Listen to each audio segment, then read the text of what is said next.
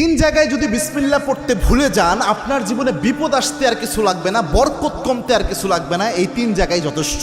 খুব মারাত্মক একটা বিষয়। বিসমিল্লাহ তো মোটামুটি সব ভালো কাজের শুরুতেই পড়া হয়, তবে সব জায়গায় ভুলে গেলে ওই তিন জায়গায় মিনিমাম ভুলা উচিত নয়। তার মধ্যে এক নাম্বার যেটা, এটা আমি সবচেয়ে গুরুত্বপূর্ণ মনে করি, সেটা হচ্ছে বর্তমান পরিস্থিতিতে এটা হচ্ছে আপনার বাথরুমে প্রবেশের শুরুতে বিসমিল্লাহ পড়া।